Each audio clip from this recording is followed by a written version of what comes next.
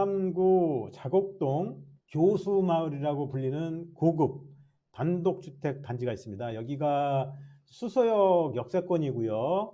향후에 신세계백화점, 4성급 호텔, 오피스텔, 의료시설, 교육시설, 문화집회시설이 복합적으로 들어온다는 게 이제 언론에 나와 있고, 강남구청에서 종합계획을 만들어 언론에 많이 돌아다니고 있습니다. 주요 개발 계획이 수서역 복합개발, 교통 인프라 확충, 주거환경 개선, 교육 및 연구시설 확충, 아주 미래가치가 높게 나와 있습니다. 서울시 건축위원회에서 수서역 환승센터 복합개발 사업을 통과시켰고, 여기가 이제 자곡동입니다. 수서역세권 공공주택지구.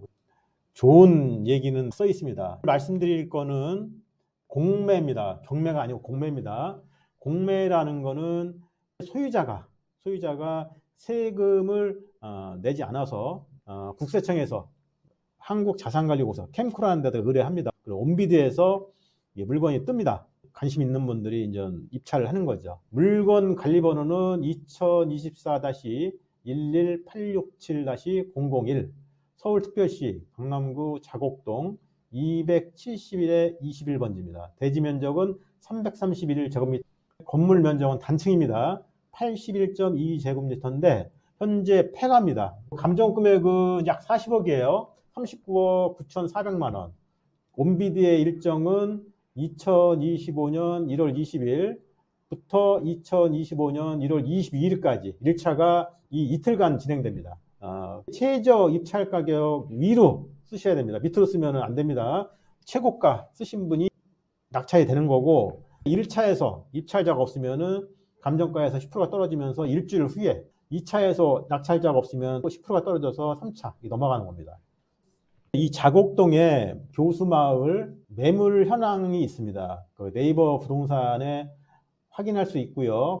카페, 블로그, 여러 가지 신문지상 광고를 보면은 자곡동 271-21번지가 40억이 나와 있죠. 1993년도에 30년 건축된 거고, 세곡동에 1983년도에 건축된 게 33억이 나온 거 있고, 그 문정동에 1987년도에 건축한 16억짜리도 있고요.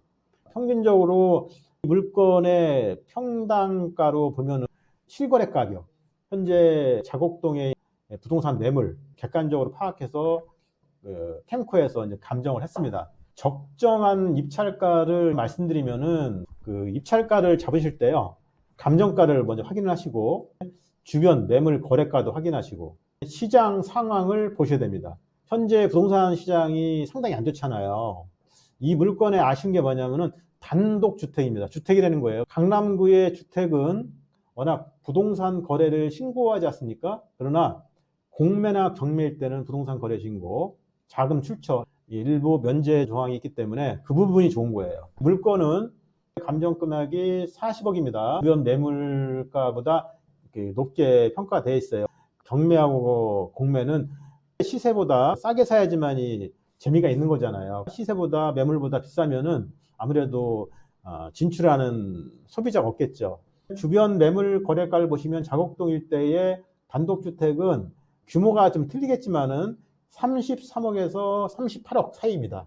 그동안의 거래 사례를 보면은 감정가의 90% 수준 35억 9천만 원, 36억 정도가 적정 입찰가다, 이렇게 데이터로 나와 있습니다. 시장 상황, 부동산 경기나 단독주택이고, 주택이지 않습니까? 근데 내가 딴 데 아파트가 있어요. 1가구 2주택 되면은 아무래도 대출도 안 될 거고 현금을 사야 되지 않습니까? 리스크가 있다는 거예요. 부동산 시장과 정책, 향후 개발 계획을 그릴 때는 입찰가는 감정 금액의 80% 수준인 약 31억에서 32억, 90% 정도면은 35억 이 정도가 적정하지 않나. 단독주택 자곡동에는 거래가는 33억 정도가 적정하고, 공매나 경매일 경우에는 32억에서 33억 생각이 듭니다. 꼭 사야 되는 분, 여기에 토지를 사서 뭐 단독주택이나 어떤 상가주택을 짓겠다, 이런 분들한테는 입찰가 산정 분석이 의미가 없습니다. 수서역 환승센터 복합개발사업 서울시 건축 심의가 통과됐습니다. 그 2024년도 8월 달인데 여러분들 영상에 수서역 환승센터 복합개발사업 조감도 보셨죠? 수서역 인근에 신세계백화점, 업무시설, 오피스텔, 고급 호텔, 어우러진 복합 환승센터가 들어설 거고요. 강동구 상일동, 서초구 방배동, 반포동 일대에 약 1300세대 아파트가 들어온다는 게 그 서울시 건축위원회에서 수서역 환승센터 개발 사업에 의결했습니다. 규모는 지하 8층, 지상 26층, 9개동 규모의 백화점, 그다음에 업무시설, 오피스텔이 900실, 4성급 호텔, 의료시설, 교육, 연구, 환승센터 되어 있습니다. 건축심의위원회에서 SRT, GTX A노선, 지하철, 수서 광교선 사이 통합될 환승체계 구축한다고 되어 있고요. 건축위에서 특별한 사항은 뭐냐면은 건축물 높이를 많이 완화하는 걸로 되어 있어요. 공원하고 학교를 유기적으로 연결하겠다. 서울시에서는 디자인이 우수한 환승센터를 만들고 공공적 건축물로 해가지고 멋들어지게 짓는 걸로 언론에 홍보가 대단하게 돼 있습니다. 아파트가 아니고 단독주택이에요. 아파트 같은 경우는 매매 사례가 데이터가 많아가지고 촘촘해서 크게 문제가 없는데 이 단독주택이다 보니까 경매 인사이트 구독자분들한테 말씀을 드리는데 2024년도 11월 달에 대지 110평 현재 이 물건하고 비슷합니다. 한 38억에 거래됐습니다. 거기가 세곡동이에요. 그 다음에 2024년도 8월 삼전동이라고 있습니다. 여기도 83년도에 건축된 대지는 약 88평이에요. 건물이 69평이라 33억에 거래된 사례가 있습니다. 해당 평형하고는 조금 거리가 있습니다. 그 단독주택인데 송파동 83년도에 지은 건데 대지가 70평입니다. 그래서 16억 거래된 사례가 있어요. 여러분들한테 이 말씀을 왜 드리냐면은 단독주택이다 보니까 조금 그 데이터가 촘촘하지가 않아요. 얼마를 써야 될까, 그다음에 얼마의 가치가 있을까 이렇게 따지는데 단독주택은 이 아파트나 집합 건물하고 틀려가지고 투자하시거나 필요하신 분한테는 이 가격이라는 거는 크다라는 의미가 없습니다. 내가 현금의 여유가 있고 폐가된 110평의 땅을 사서 2층으로 뭘 짓겠다, 고급 단독주택을 짓겠다라면은 33억, 35억, 40억이라는 의미는 없는 거예요.